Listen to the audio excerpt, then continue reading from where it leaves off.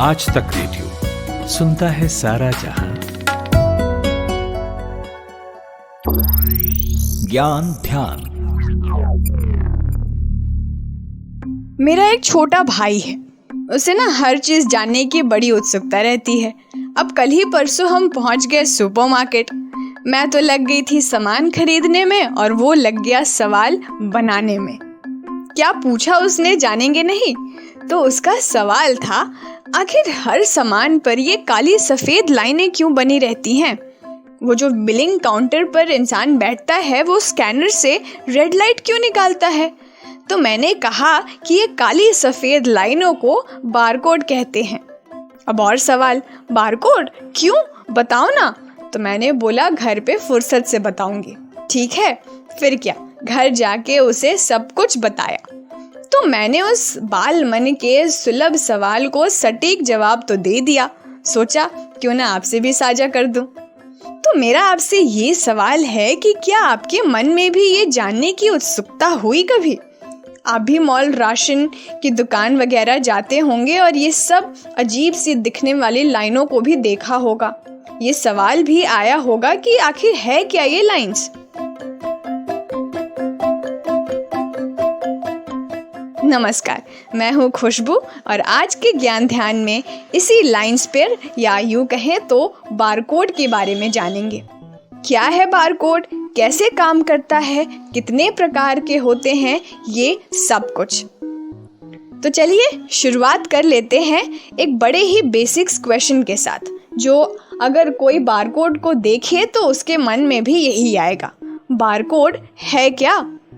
अगर हम बारकोड की एक्चुअल डेफिनेशन या परिभाषा की बात करें तो ये एक मशीन रीडेबल कोड है, यानी ऐसा कोड जिसे सिर्फ मशीन से डिकोड कर सकती है।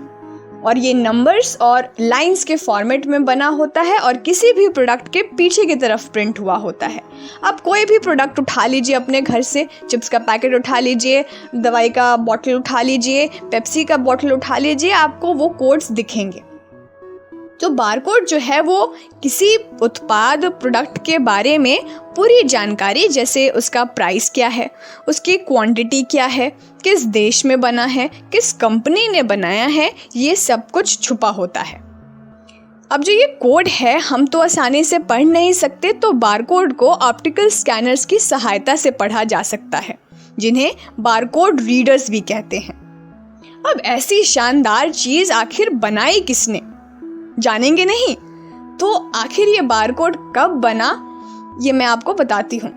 1948 में पेंसिल्वेनिया के फिलाडेल्फिया में ड्रेक्सेल इंस्टीट्यूट ऑफ टेक्नोलॉजी के ग्रेजुएट स्टूडेंट बर्नार्ड सिल्वर ने स्थानीय फूड चेन, जिसका नाम फूड फेयर था, उसके अध्यक्ष को वहाँ के डीन से कहते हुए सुना कि दुकान से निकलते वक्त, यानी चेकआउट के समय, प्रोडक्ट की सारी इंफॉर्मेशंस ऑटोमेटिकली डिटेक्ट करने के लिए एक मशीन बनाई जाए। बर्नार्ड सिल्वर ने ये बात जो है अपने दोस्त नॉर्मन जोसेफ वुडलैंड को बताया और वो दोनों मिलकर इस सिस्टम पर काम करना शुरू कर दिया। उनकी जो पहली कार्य प्रणाली में पैरा बैंगनी स्याही यानी अल्ट्रा वायलेट इंक का उपयोग किया गया था, लेकिन जो स्याही थी वो बहुत आसानी से फीकी पड़ गई और महंगी भी थी। इससे उन्हें ये पता चल गया कि इस पर अभी और काम करने की ज़रूरत है। वुडलैंड ने ड्रेक्सेल यूनिवर्सिटी को तो छोड़ दिया और फ्लोरिडा में अपने माता पिता के साथ चले गए, और लेकिन सिस्टम पर काम करना जारी रखा। उनकी अगली प्रेरणा मोर्स कोड से हुई और उन्होंने समुद्र तट पर रेत पर अपना पहला बारकोड बनाया। 20 अक्टूबर 1949 को वुडलैंड और सिल्वर ने एक पेटेंट आवेदन दायर किया। पैटर्न के साथ साथ कोड को पढ़ने के लिए ज़रूरी इलेक्ट्रॉनिक प्रणालियों को एक्सप्लेन किया। पेटेंट 7 अक्टूबर 1952 को यूएस पेटेंट के रूप में जारी किया गया था। धीरे धीरे इस नई टेक्नोलॉजी को लोगों ने पसंद किया, जिसकी वजह से कई कंपनीज ने बारकोड टेक्नोलॉजी पर काम भी किया। कई इसमें कुछ खास कामयाबी नहीं हासिल कर पाए, लेकिन सबसे बड़ी उपलब्धि मिली जब 1966 में national association of food chains, short form NAFC technology का इस्तेमाल ऑटोमेटेड चेकआउट सिस्टम में किया। साल 1970 के बीच में NFAC ने US supermarket ad hoc committee establish किया, जिन्होंने बारकोड के ऊपर और काम किया और आखिर वो दिन आ ही गया जब पहला बारकोड स्कैन किया गया। अब ज़रा सोचिए कि पहला बारकोड किस प्रोडक्ट पर स्कैन किया गया होगा। जून 26, 1974 की गर्मियों में ओहियो में एक किराने के बाजार में रिगली के च्युइंगम के एक पैक पर UPC कोड को पहली स्कैनिंग की गई थी। अब आप सोच रहे होंगे कि बारकोड पे बात हो रही थी, अभी मैंने UPC कोड के बारे में क्यों जिक्र किया? क्योंकि ये बारकोड का एक प्रकार है और अब मैं आपको इसी पर बताने वाली हूँ। कितने प्रकार के बारकोड होते हैं और ये कैसे काम करते हैं। जो पहला बारकोड का प्रकार है उसे लीनियर बारकोड कहते हैं या वन डायमेंशनल बारकोड। जो 1D बारकोड का प्रयोग होता है वो साधारण उत्पादों जैसे तेल, साबुन और भी कई राशन के सामान पर किया जाता है। अब आपने बचपन में तो पढ़ा ही होगा कि कंप्यूटर जो है वो सिर्फ 0 और 1 की भाषा समझता है, या कंप्यूटर की भाषा में कहें तो बाइनरी कोड को ही समझता है। इसलिए बारकोड को 95 खानों में केवल 0 और 1 के रूप में बांटा जाता है। इन 95 खानों को भी 15 अलग विभागों में बांटा जाता है, जिनमें 12 खानों में बारकोड लिखा जाता है, जबकि 3 खानों को गार्ड्स के रूप में बांटा जाता है। जो UPSC कोड होता है वो 1D बारकोड की तरह होते हैं, यानी इस UPSC कोड का जो फुल फॉर्म है वो है यूनिवर्सल प्रोडक्ट कोड। ये जो यूनिवर्सल कोड है ये 2 पार्ट्स का होता है। पहला बारकोड होता है और दूसरा 12 डिजिट का नंबर। जो बारकोड है उसे हमेशा बाएं से दाएं पढ़ा जाता है। पहले के जो 6 नंबर्स आप देखेंगे किसी भी पैकेट पर, तो वो मैन्युफैक्चरर का आइडेंटिफिकेशन नंबर होता है, यानी जो सामान आपने खरीदा उसे किसने बनाया है। और जो फिर अगले 5 नंबर हैं उस पे सामान का नंबर होता है जो आपने खरीदा। अब बचता है आखिरी में 1 नंबर। तो अब ये नंबर क्या बताता है? इस आखिरी नंबर को चेक नंबर कहते हैं, जो कि ये सुनिश्चित करती है कि कंप्यूटर की मदद से इस जानकारी को ठीक से पढ़ा गया है कि नहीं। अब जो शुरुआती नंबर्स होते हैं वो ये भी बताते हैं कि कौन सा प्रोडक्ट कौन से देश में बना है। हर देश को अलग अलग बारकोड दिए गए हैं।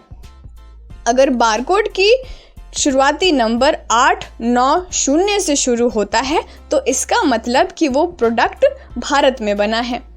अगर 0013 के बीच में कोई कोड है तो अमेरिका और कनाडा में बना है। अगर 30 और 37 है तो फ्रांस में बना है। 40 और 44 है तो जर्मनी में बना है।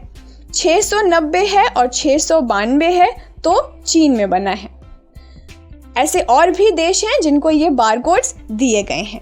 तो जब आप सामान खरीद कर बिलिंग करवाने जाते हैं काउंटर पर, तो एक स्कैनर होता है, उसी को बोलते हैं ऑप्टिकल स्कैनर। उसी की मदद से इन सारे छिपे हुए नंबर्स को डिकोड किया जाता है और आपको अपना बिल मिल जाता है। अब तो ये बात हो गई कि ये कैसे काम करता है, कितने प्रकार का होता है। अब आखिर इसको बनाया ही क्यों गया, किसके लिए यूज किया जाता है? तो इसे ऐसे समझिए कि कोई दुकान है और वहाँ काम करने वाले लोगों की ड्यूटी होती है हर सामान का स्टॉक भरपूर रहे, ताकि किसी भी कस्टमर को दिक्कत ना आए। अब सबसे पहले तो ये किया जा सकता है कि आप दुकान का चक्कर लगाएं और देखिए कि कहाँ कौन सी जगह खाली पड़ी है और उसे भर दें। ये काम आप बड़ी आसानी से एक छोटे से शॉप में कर सकते हैं, लेकिन अगर कोई बड़ा सा सुपरमार्केट हो तो बड़ा मुश्किल हो जाएगा काम। ये तो यहीं पर बारकोड की एंट्री होती है। तो बारकोड की मदद से आप अपने कंप्यूटर सिस्टम पर एक केंद्रीकृत रिकॉर्ड यानी सेंट्रलाइज्ड रिकॉर्ड बड़ी आसानी से रख सकते हैं और समय समय पर उत्पादों, कीमतों और स्टॉक स्तरों को ट्रैक कर सकते हैं। अब मैंने ये आपको बता दिया लीनियर बारकोड। अब जो दूसरा प्रकार है उसे कहते हैं 2D बारकोड। इसके बारे में भी बात करेंगे, लेकिन एक छोटे से ब्रेक के बाद। आज तक रेडियो अब सुनिए आज तक की मोबाइल एप्लीकेशन पर भी। प्ले स्टोर से आज तक की मोबाइल ऐप डाउनलोड करें ऐप में आपको सबसे ऊपर राइट साइड में 3 आइकन दिखेंगे। उनमें से एक जो सबसे बीच में है वो है आज तक रेडियो का आइकन। तो उसे उंगली से ज़रा सा छू दीजिए और खुल जाएगा हमारा पिटारा, जिसमें क्या है, न्यूज़ तो हर जगह है पर हमारे यहाँ न्यूज़ है सही कॉन्टेक्स्ट के साथ। खबर तो आ गई पर खबर से आगे की बात क्या है, उसका एनालिसिस आपको हमारे यहाँ मिलेगा। और इस ठिकाने पर सिर्फ खबरें ही नहीं हैं, ज्ञान की बातें हैं, मज़ेदार किस्से हैं, बतकही है और भी बहुत कुछ है, जिसका स्वाद लेने के लिए इस गली के चक्कर लगाते रहें। आज तक रेडियो कहते हैं इसे, सुनता है सारा जहां। ब्रेक के बाद आपका स्वागत है और हम बात कर रहे थे 2D बारकोड के बारे में। 2D बारकोड यानी 2 डायमेंशनल बारकोड्स, इसे QR यानी क्विक रिस्पॉन्स कोड भी कहा जाता है। ये बारकोड नई तकनीक से बने हैं जिनका आपने कई डिजिटल पेमेंट ऐप जैसे पेटीएम पे देखा होगा। 2D बारकोड में 1D बारकोड की तुलना में अधिक जानकारी स्टोर की जा सकती है, साथ ही इसे आसानी से स्कैन किया जा सकता है। जो लीनियर बारकोड होता है उसमें उसके फटने के चांसेस ज़्यादा रहते हैं, तो उसमें डेटा बहुत कम ही डाला जा सकता है। इसीलिए जो 2D बारकोड का जो चलन है वो तेज़ी से बढ़ रहा है, क्योंकि इन बारकोड्स को हम स्मार्टफोन से भी आसानी से स्कैन कर सकते हैं। आपने एक और भी किया होगा, आप जाते होंगे पेटीएम लेते होंगे, वहाँ पे आपको एक दुकान वाला स्कैन करने के लिए कोड देता है, आप झट से स्कैन करते हैं और पट से आपकी पेमेंट हो जाती है। तो ये एकदम झटपट काम करता है। QR कोड में 3 कोनों में 3 स्क्वायर ब्लॉक होते हैं, साथ ही इसमें टाइमिंग लाइंस के साथ एरर कनेक्शन ब्लॉक भी होता है। इसमें 4x2 के ब्लॉक होते हैं जो एक दूसरे से एरर कनेक्शन से जुड़े होते हैं। इन ब्लॉक में नंबर सेट होते हैं, जिस नंबर पर ब्लैक कलर के ब्लॉक होते हैं उसे हम काउंट कर लेते हैं और नेक्स्ट ब्लॉक को पढ़कर जानते हैं कि उसमें क्या लिखा है। इस तरह से हम अपने मोबाइल या किसी भी स्कैनर से QR कोड की जानकारी को पढ़ सकते हैं। अब ये QR कोड कहाँ यूज़ किया जाता है? अगर आपका कोई स्टोर है, ठीक है, तो आप कस्टमर से QR कोड स्कैन करवाकर पेटीएम ले सकते हैं। आपके विजिटिंग कार्ड में इसका यूज़ कर सकते हैं। वेबसाइट का URL का QR कोड बना सकते हैं, जिसे स्कैन करने पर वेबसाइट ओपन हो जाती है। QR कोड को स्कैन करके वाईफाई से कनेक्ट भी कर सकते हैं। अब तो आप अपने फेसबुक पेज के लिए भी यूज़ कर सकते हैं, क्योंकि इस कोड में आपके फेसबुक पेज का एक लिंक होता है, जिसे स्कैन करने के बाद कोई आपके फेसबुक पेज तक पहुंच सकता है। अब कोई आपसे बारकोड के बारे में पूछे तो ये ज्ञान जो है अपने तक मत रखिएगा, बाकियों तक भी पहुंचा दीजिएगा। तो आज के ज्ञान ध्यान में बस इतना ही। आशा करती हूँ कि आज के विषय पर आपको एक अच्छा ज्ञान मिला होगा। मैं हूँ खुशबू। आपको ज्ञान ध्यान का ये एपिसोड कैसा लगा, कुछ कमी लगी तो हमें ज़रूर बताइएगा। पता वही है radio@aajtak.com।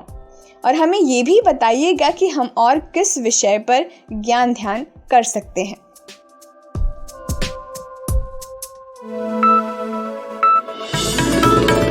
खबरों की हलचल और देश विदेश का मिजाज, आप सुन रहे हैं आज तक रेडियो।